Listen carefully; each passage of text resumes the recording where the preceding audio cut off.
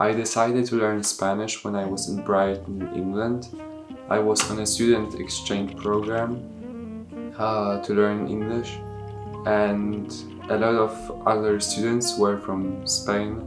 So I just really liked the language. I'm gonna show you how I learned Spanish, and hopefully these resources will help you learn a new language too. Let's get started. First, we're gonna start with vocabulary.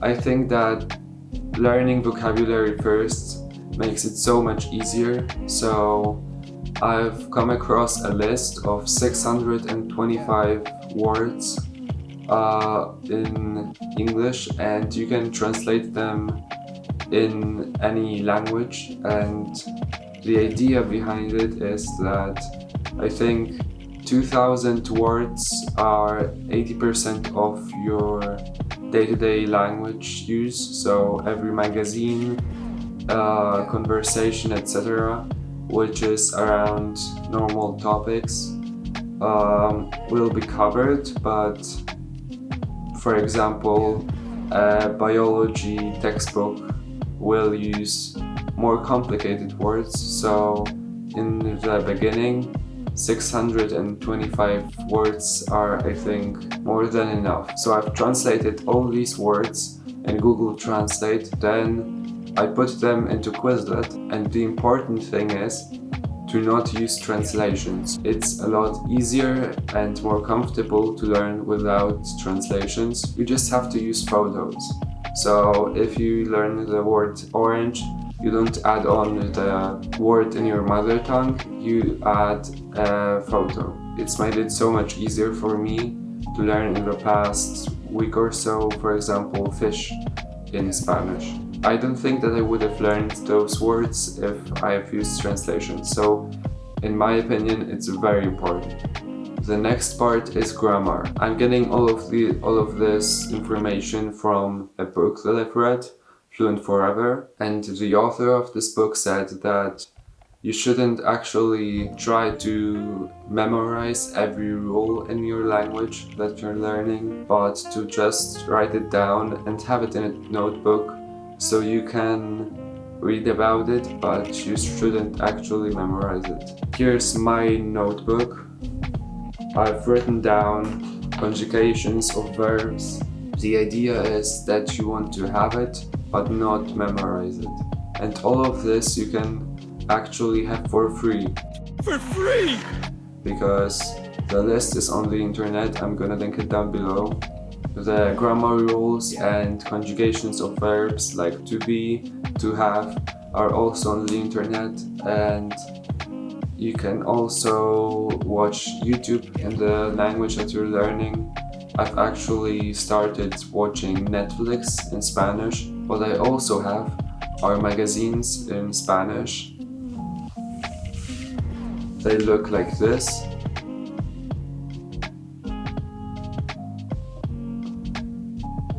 Yeah, so this is a magazine with articles in Spanish, and this one is for typically beginners.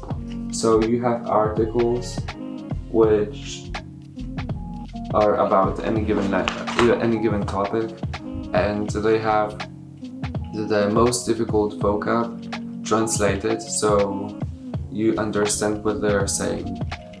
I've also come across a book which is called Easy Stories in, and then it's the language, so Easy Stories in French, Easy Stories in Spanish. So I will also link it down below.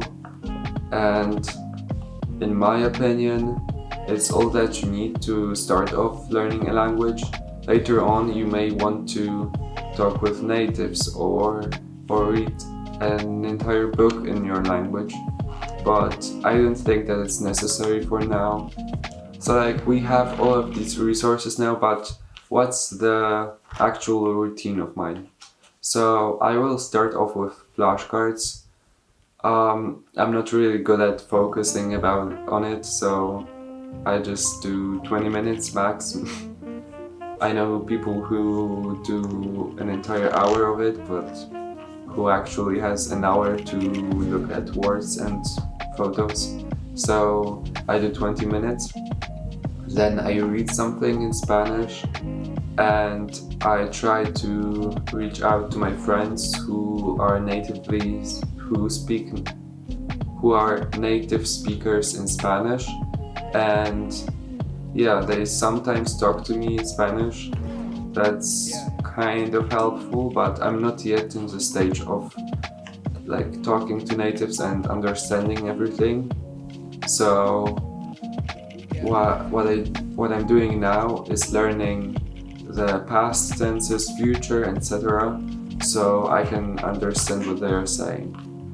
And obviously, if your language has any special features, like a new alphabet, I know that I will be learning Korean or Russian in the future, so they both have it's new for me, a new alphabet, so I will have to write it down, obviously. And my last tip, if you've not chosen your language already but you want to learn, I think that you should learn a language which is related to any language that you already know.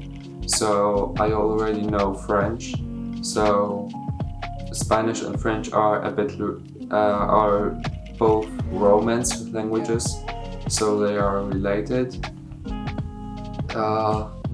And yeah, it's making it a bit easier to learn Spanish. I've heard from other Polish students who learn Spanish that it's easier for us to learn Spanish, and I don't know if it's actually true, but there are many Spanish